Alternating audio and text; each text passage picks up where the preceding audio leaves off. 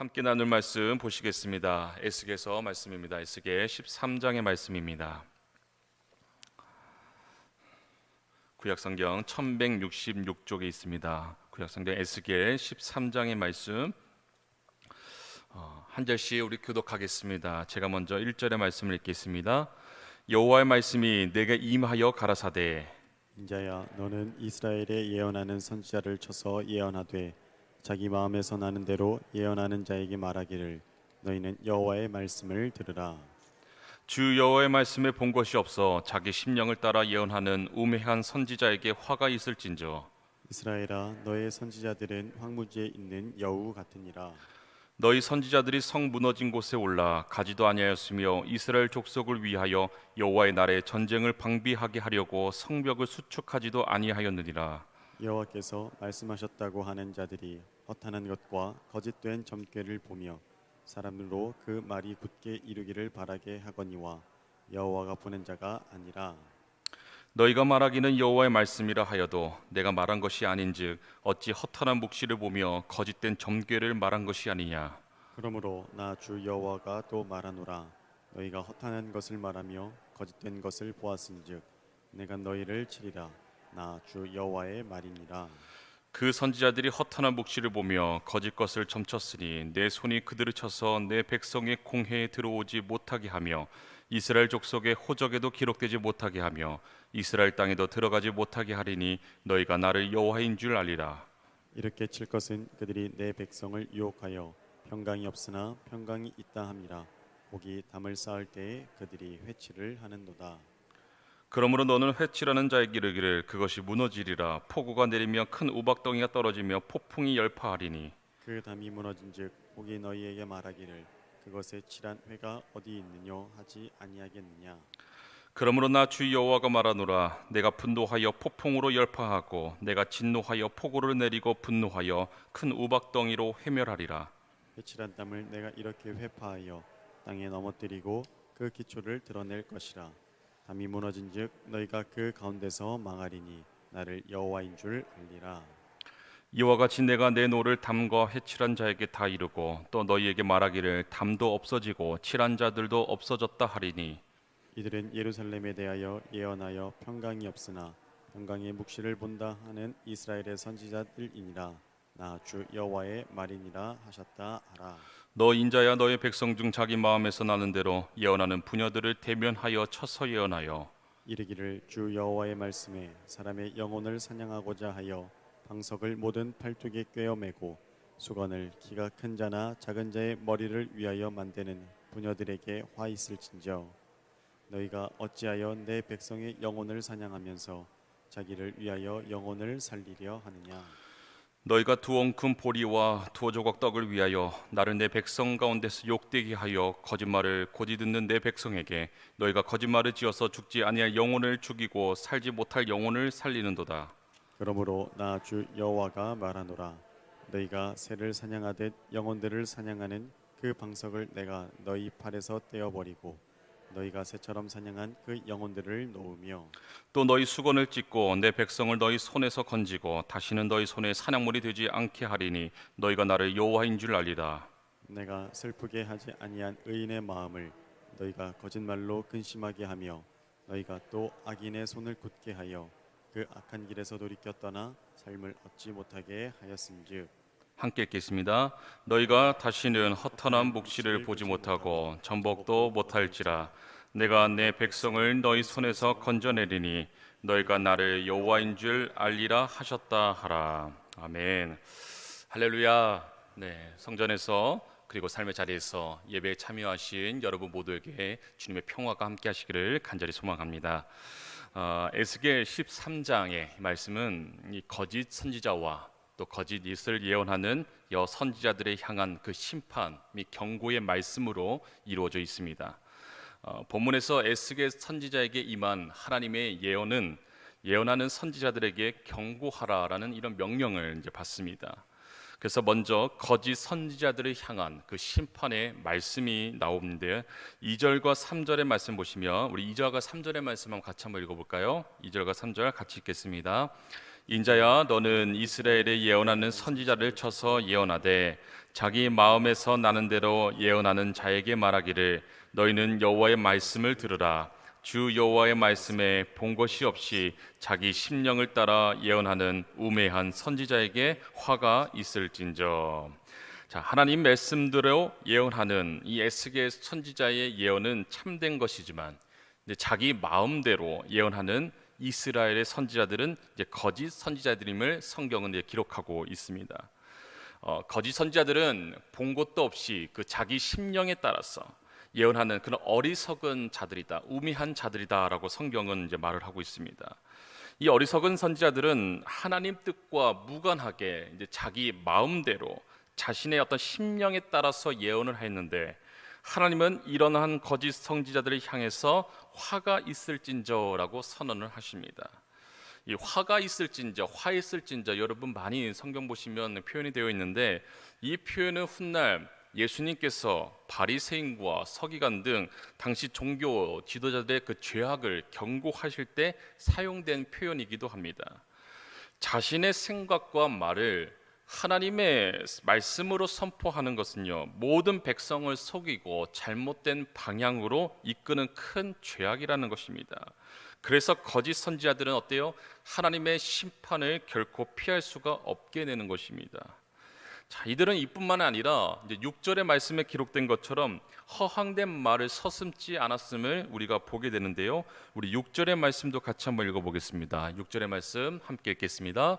여호와께서 말씀하셨다고 하는 자들이 허탄한 것과 거짓된 점괘를 보며 사람으로 그 말이 굳게 이르기를 바라게 하거니와 여호와가 보낸 자가 아니라. 자, 거짓 선지자들은 허황된 말을 하고 거짓된 점괘를 보면서 그것이 뭐예요? 하나님의 말씀이라 백성들을 속였다라는 것입니다. 그들은 백성들의 그 영적 상태에 전혀 관심이 없었어요. 백성들을 현혹할 뿐만이 아니라 하나님의 심판이 임박했음을 선포하는 그 선지자들마저 회방하는 그런 죄까지 범하게 되었습니다. 이 거짓 선지자들이 이제 허탄한 말을 하지만 그들이 결코 무능한 것은 또 아니에요. 그들의 말에는 사람의 마음을 움직이는 힘이 있어요. 사람들이 듣기 좋아하는 말로 그들을 사로잡기 때문에 그렇습니다. 잠깐이라도 방심하면 이 거짓 선지자들의 말에 미혹되기 쉬우므로 우리는 어떻게 해야 됩니까? 영적으로 늘 분별하며 깨어 있어야 된다는 것이에요. 지금도 사탄 마귀는 우로 다니면서 우는 사자처럼 삼킬 자를 찾고 있다는 것입니다. 거짓을 말하는 자들의 달콤한 그 속삭임에 넘어가지 않도록 두렵고 떨리는 마음으로 하나님의 도우심을 우리가 간구하며 나가야 되는 거예요. 진리의 말씀을 우리가 붙들어야 되는 것입니다. 사랑하는 성도 여러분, 말씀을 통해 주시는 새로운 힘과 그 능력을 경험함으로 날마다 진리 안에서 승리하는 삶을 살아가시는 여러분 되시기를 간절히 소망합니다.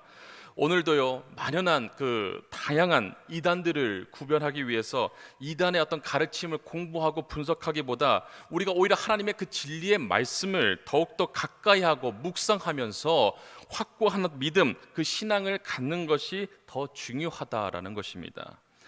어느 시대에나 거짓 선지자들은 존재를 했어요. 그러나 하나님의 말씀 또한 시대를 초월하여 역사하는 살아있는 말씀이다라는 것입니다.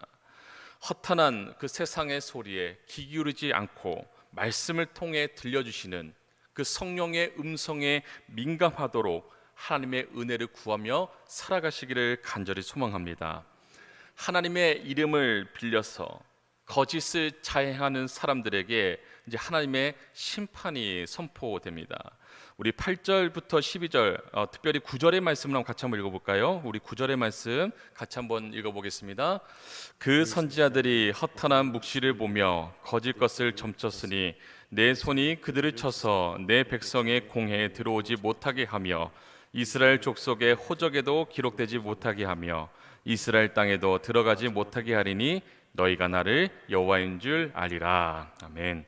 자, 이 한 구절에 심판의 내용과 방법과 목적이 다 포함이 되고 있어요. 먼저 심판의 내용은 크게 세 가지로 나눌 수 있습니다. 첫째로 내 백성의 공회에 들어가지 못한다라는 거예요. 자, 이방인들과 같이 더 이상은 여호와와 무관한 사람이 된다라는 의미입니다. 자, 둘째로 호적에 기록되지 못한다라고 기록해요. 법적인 어떤 사회적 권리를 행사하지 못하도록, 그리고 자격들이 박탈된다라는 뜻입니다. 세 번째로는 이스라엘 땅에 들어가지 못한다라는 거예요. 귀환의 그 포로의 귀환의 기쁨을 맛보지 못하고 이방인으로 떠돌게 된다라는 의미입니다. 그래서 심판의 방법으로 내 손이라는 이 표현이 사용되고 있어요.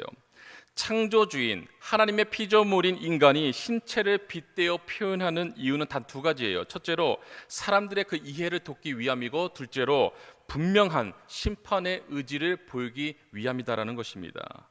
그래서 마지막으로 사람의 눈높이에 맞춰서 심판의 그 분명한 의지와 그 내용을 말씀하신 목적을 분명히 하였죠. 마지막 구절 보면 너희가 나를 여호와인 줄 아리라. 너희가 나를 여호와인 줄 알리라. 이어서 피할 수 없는 그 심판의 이유를 전하는데 10절의 말씀 같이 한번 읽어보겠습니다. 10절의 말씀 같이 읽겠습니다. 이렇게 칠 것은 그들이 내 백성을 유혹하여 평강이 없으나 평강이 있다 함이라.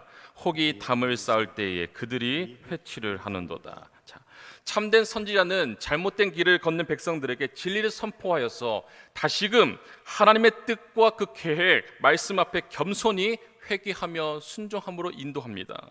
반면에 거짓 선지자들은 어떻습니까?